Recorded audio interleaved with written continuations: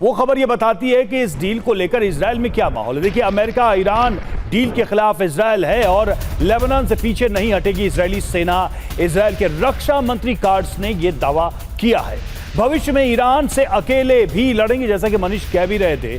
और लगभग यही संकेत हर तरफ से दिखाई दे रहा है कि आखिरकार अपनी जंग इजराइल को अकेले लड़नी पड़ेगी। अब आपको बताते हैं कैसे अमेरिका ईरान डील के खिलाफ नजर आ रहा है इजराइल। तो देखिए, जहां तक सबसे बड़े मुद्दे की बात है यानी ईरान, वहां ट्रंप दावा कर रहे हैं कि वो समझौते के बेहद करीब है।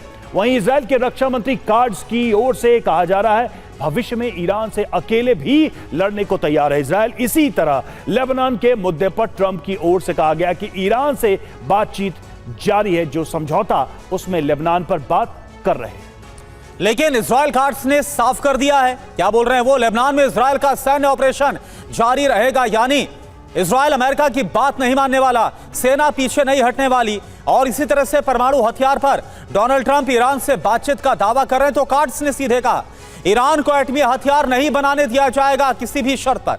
बड़ी बात तो यह है कि ईरान को लेकर अमेरिका इजराइल में साफ तौर पर मतभेद नजर आ रहा है। इजराइल वार्ता नहीं, ईरान पर सैन्य एक्शन के पक्ष में है। डील की बात कर रहे हैं ट्रंप, इजराइल हमले और कब्जे की बात कर रहा है। वहीं इजराइल के तेवर से खतरे में पड़ सकता है अमेरिका ईरान समझौता। तो लेबनान पर इजरायली हमले नहीं थमे तो युद्ध भड़केगा ही। लेबनान पर हमले रोकने की शर्त रख चुका है ईरान, जिस शर्त को इजराइल मारने को तैयार नहीं है।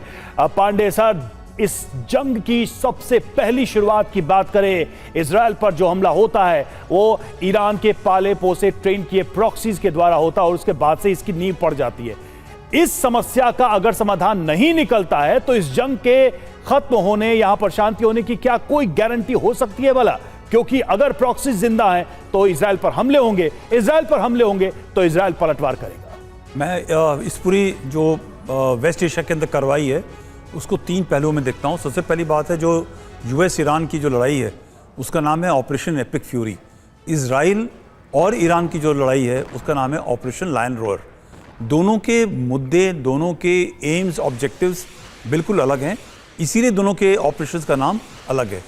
अब आप हिजबुल्लाह के खिलाफ या हमास के खिलाफ की लड़ाई देखते हैं, उसके अंदर अमेरिका कहीं भी शामिल नहीं है, उसके अंदर डायरेक्टली इजराइल हिजबुल्लाह हमास की लड़ाई है। तो उसके अंदर अमेरिका का ये बोलना इजराइल को कि आप रोक दो, आपका पॉलिटिकल मिलिट्री ऑब्जेक्टिव अचीव हुआ है चाहे नहीं हुआ है, वो मुझे नहीं लगता कि ईरान मानेगा। और उसको मानने की जरूरत है।